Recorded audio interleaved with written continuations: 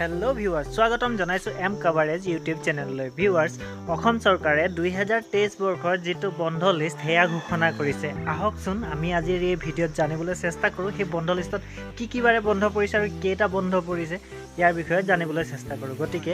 বলক ভিডিঅ'টো আৰম্ভ কৰো 15 জানুৱাৰী দেওবাৰ দিনাখন পৰিছে মাঘ বিহুৰ উৰুকা আৰু উৰুকাৰ বাবে বন্ধ থাকিব তাৰ পিছতে 16 জানুৱাৰী সোমবাৰে মাঘ বিহু আৰু টুসু পূজাৰ বাবে বন্ধ থাকিব তাৰ পিছতে 23 জানুৱাৰী সোমবাৰ নেতাজী সুভাষ চন্দ্ৰ বসুৰ জয়ন্তী আৰু 24 জানুৱাৰী মঙলবাৰে বাথৌ পূজাৰ বাবে বন্ধ থাকিব 26 জানুৱাৰী বৃহস্পতিবাৰ গণৰাজ্য দিৱস আৰু 31 জানুৱাৰী মঙলবাৰে মেডাম মেফি 5 ফেব্ৰুৱাৰী দেওবাৰ বীৰ চিলাৰায় দিৱস 7 মাৰ্চ মঙলবাৰ দোল যাত্ৰা আৰু 7 এপ্ৰিল শুক্ৰবাৰ গুড ফ্ৰাইডেৰ বাবে বন্ধ থাকিব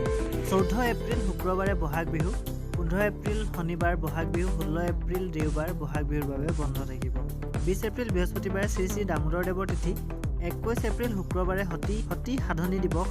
আৰু 22 এপ্ৰিল শনিবাৰ ঈদ উল ফিতৰ 1 মে সোমবাৰ মে দিৱস বা শ্ৰমিক দিৱস আৰু 5 মে শুক্ৰবাৰ বুদ্ধ পূৰ্ণিমা 5 জুন সোমবাৰ শ্ৰী শ্ৰী মাধৱদেৱৰ জন্মোৎসৱ আৰু 29 জুন বৃহস্পতিবাৰে ঈদ উল জুহা 15 আগষ্ট মঙলবাৰ স্বাধীনতা দিৱসৰ বাবে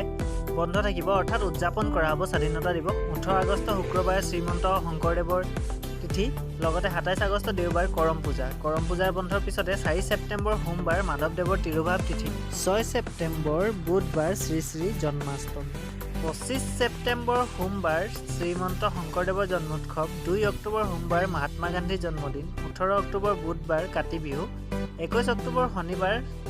দুৰ্গা পূজাৰ মহাসপ্তমী 22 অক্টোবৰ দেওবাৰ দুৰ্গা পূজাৰ মহা অষ্টমী আৰু 23 অক্টোবৰ সোমবাৰ দুৰ্গা পূজাৰ মহানৱমী আৰু 24 অক্টোবৰ মঙলবাৰ বিজয়া দশমী 12 নৱেম্বৰ দেওবাৰ কালী পূজা আৰু দীপাৱলী 15 নৱেম্বৰ বুধবাৰ ভাতৃ দ্বিতীয়া 19 নৱেম্বৰ দেওবাৰ ছট পূজা আৰু 24 নৱেম্বৰ শুক্ৰবাৰে লাচিত দিৱস 17 নৱেম্বৰ সোমবাৰ শ্ৰী শ্ৰী গুৰু নানকৰ জন্মদিন 2 ডিচেম্বৰ শনিবাৰ অসম দিৱস আৰু 25 ডিচেম্বৰ সোমবাৰে বৰদিনৰ বাবে এইকেইটা চৰকাৰী বন্ধ অসম চৰকাৰে ঘোষণা কৰিছে ভিউৱাৰ্ছ ভিডিঅ'টো শেষলৈকে চাই থকাৰ বাবে আপোনালোকলৈ অশেষ ধন্যবাদ যদি এনেকুৱা ধৰণৰ ইনফৰ্মেটিভ ভিডিঅ' চাবলৈ বিচাৰে তেনেহ'লে আমাৰ চেনেলটো অনুগ্ৰহ কৰি ছাবস্ক্ৰাইব কৰি লওক ধন্যবাদ